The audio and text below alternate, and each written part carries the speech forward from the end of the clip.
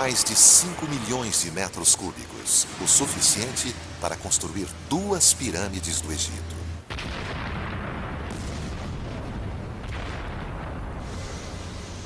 As explosões ocorrem dia e noite. As rochas são colocadas em caminhões que as transportam até a costa.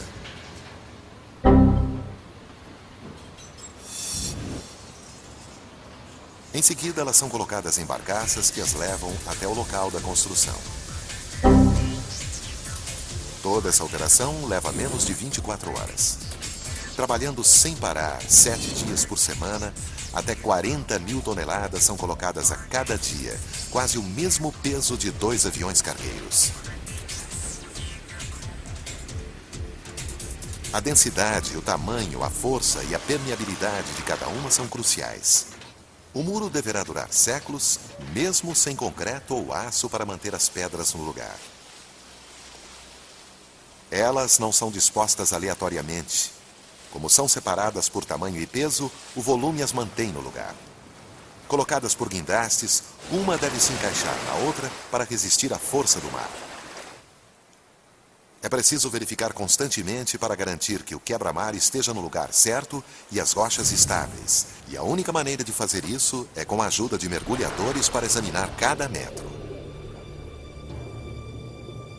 Nada nesta obra incrível é feito ao acaso,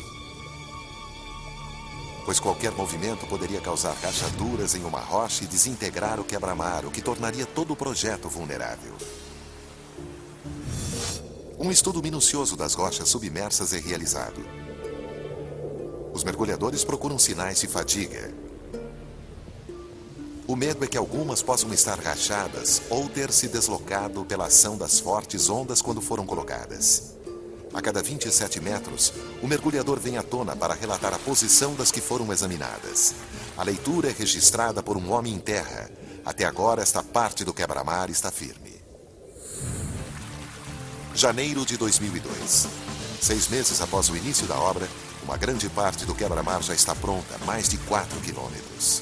Para todos os envolvidos é um período de entusiasmo, pois o sonho está se tornando realidade. Quando o primeiro trecho ficou pronto, fomos todos lá. Precisávamos andar naquele pequeno precipício no meio do mar e olhar para Dubai. Era o começo do nosso trabalho. Um momento de realização para a equipe, mas ainda faltam 10 quilômetros para construir. Os engenheiros estão felizes, mas essa felicidade dura pouco. O inverno se aproxima. Com apenas 2 anos para terminar o quebra-mar, ninguém quer atrasos no cronograma. Com a chegada do inverno, chegam também as fortes tempestades, com ventos de mais de 50 quilômetros horários. Como a mudança dos ventos é rápida, deixa o mar muito agitado. Chuvas torrenciais, temporais violentos ou tempestades de areia que impedem a visão. Se na terra quase nada se move, no mar é muito pior. Ondas imensas castigam os barcos, que precisam de mar calmo para colocar a areia e as rochas no lugar certo. Tivemos de ficar no pequeno abrigo que construímos. Os engenheiros estavam preparados para o mau tempo, mas as tempestades de 2002 foram piores que imaginaram. Todos se amontoavam tentando se proteger da tempestade. Os barcos conseguem se abrigar, mas será que o quebra-mar resistirá? É um período de angústia. Durante as 3 semanas seguintes, as tempestades são implacáveis. Só resta esperar. O quebra-mar resiste, mas o cronograma fica apertado. A construção está 3 semanas atrasada e a pressão é imensa. Cada segundo é importante. É vital que a ilha tenha proteção. A ilha só poderá surgir acima da água quando um trecho de 550 metros de quebra-mar estiver pronto. O cronograma está muito apertado. Toda esta obra incrível deverá estar pronta em 2006. A equipe tem apenas 2 anos e meio para criar o quebra-mar e a ilha artificial e apenas 2 anos para construir uma cidade sobre ela. A única maneira de cumprir os prazos é construir o quebra-mar e a ilha ao mesmo tempo. Mas não é a situação ideal. pois significa que durante a construção a ilha terá pouca proteção. Mas não há escolha. O prazo de entrega está determinado. Enquanto o grupo que constrói a ilha aguarda a construção do quebra-mar, tenta ganhar tempo colocando a fundação de areia abaixo do nível do mar. Porém, neste momento, 8 meses após o início da construção, todos estão ansiosos para alcançar a superfície. Finalmente, em abril de 2002, os primeiros 550 metros de quebra-mar estão 3 metros acima da superfície. Por fim, o grupo que constrói a ilha em forma de palmeira poderá entrar em ação e erguê-la pela primeira vez. Para completar esta tarefa, o grupo precisa encontrar 94 milhões de metros cúbicos de areia para criar a ilha. Isso seria suficiente para cobrir a ilha de Manhattan com 1 metro de altura. Se essa parte do trabalho é difícil, encontrar a areia certa é mais ainda. Areia é o que não falta em Dubai, mas há um problema. A areia do deserto não é própria para esse tipo de obra, pois como é muito fina, os grãos não ficam grudados.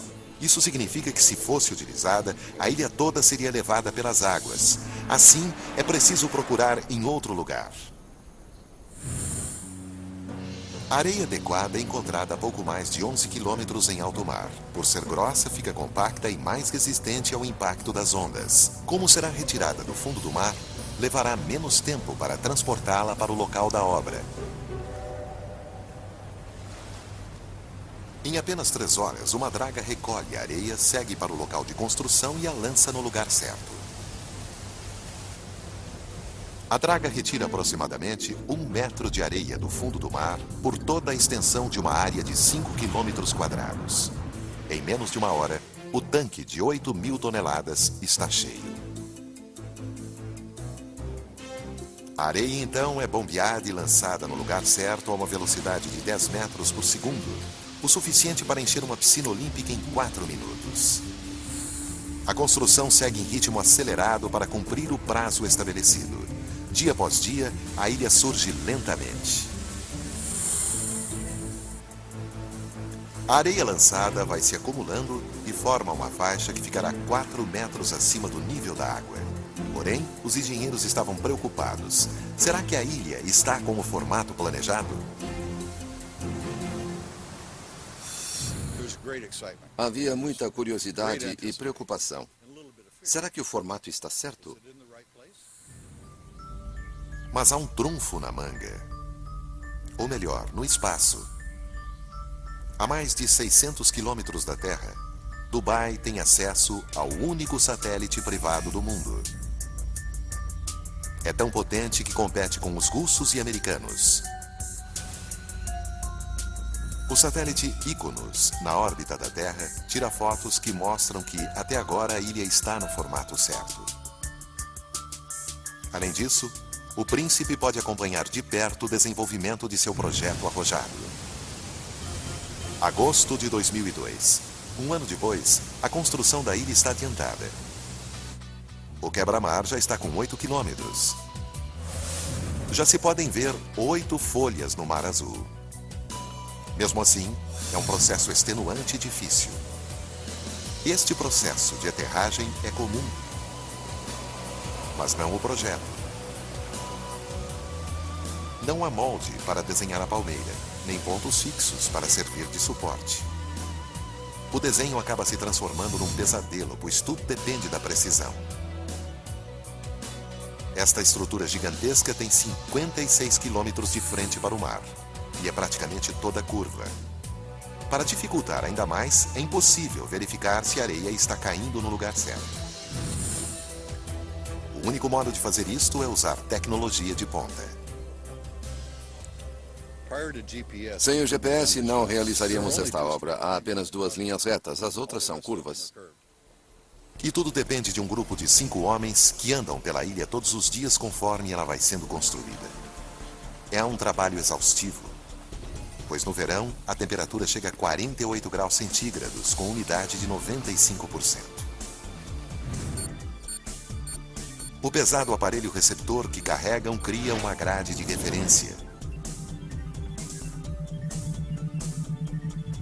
Os sinais são enviados do espaço para uma posição fixa na Terra, e então a altura e a posição da faixa de areia são registradas. Com esses dados, as dragas são colocadas na posição exata e lançam a areia com precisão.